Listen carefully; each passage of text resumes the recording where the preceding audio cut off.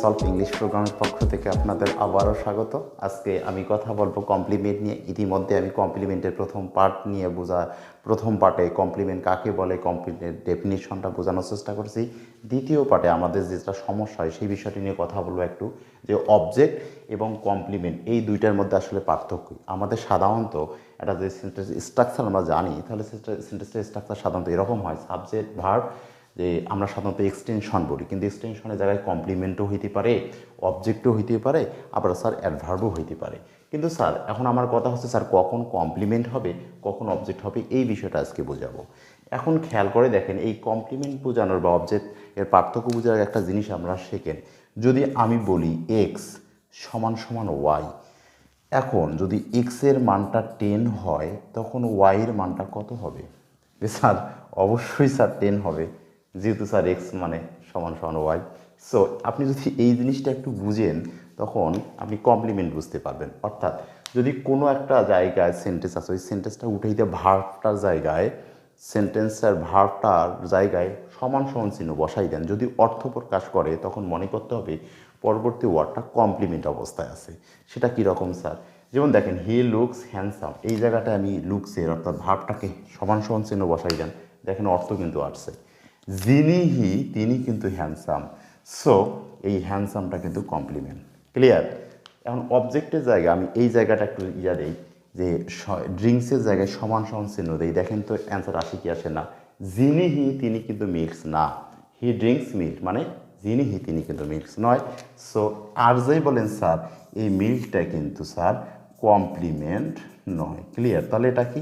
Object. Object আমরা কীভাবে চিনি? বলছিলাম যে হোয়াট এবং হুম দ্বারা কোশ্চেন করলে যে উত্তর পাওয়া যায় তাকে আমরা অবজেক্ট বলি। অবজেক্ট নিয়ে আমি বিস্তারিত আলোচনা করেছি, আপনারা আমার গত টিউটোরিয়ালগুলো দেখলেই বুঝতে পারবেন। দেখেন, আমরা আর একটা এক্সাম্পল নেই। যদি আমি বলি যে উই প্লে ফুটবল,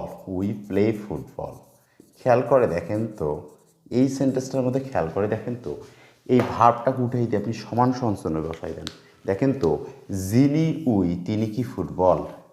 তাহলে যিনি তিনি কি তিনি কিন্তু ফুটবল নয়। সো এইটা আর যাই বলেন স্যার কমপ্লিমেন্ট নয়, তাহলে এটা কি স্যার? অবজেক্ট। ক্লিয়ার বিষয়টা? এখন আমি আর একটা এক্সাম্পল নিই, যেমন দেখেন আপনারা আরও বুঝতে পারবেন। যদি আমি বলি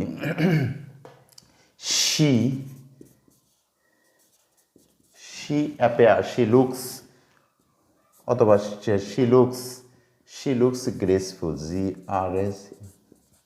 খেয়াল করে দেখবেন, যিনি গ্রেসফুল মানে সুন্দর, তাহলে যিনি তিনি কিন্তু গ্রেসফুল, তার মানে এই জায়গায় কিন্তু সমান সমান চিহ্ন বসানো যায়। সো এখানকার শির কমপ্লিমেন্ট হিসাবে কিন্তু আছে গ্রেসফুল। ক্লিয়ার? তার মানে আমরা মাথায় রাখবো যে সমান সমান চিহ্ন দিয়ে যদি অর্থ প্রকাশ করে, তখন হয় কমপ্লিমেন্ট। না করলে আমরা সাধারণত কিসে দাগাবো? অবজেক্টের দিকে ধাপিত হবো বা অবজেক্ট দাগাবো। ক্লিয়ার? এখন দেখেন, আমি একটা আপনাদের কুইজ দিই, আপনারা কমেন্টস বক্সে আমাকে বের করে দেবেন যে কোনটা কমপ্লিমেন্ট, কোনটা অবজেক্ট। যেমন দেখেন, আমি যদি বলি যে হি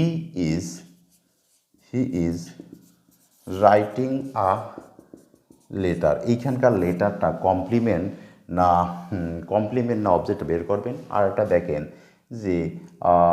যে হি appears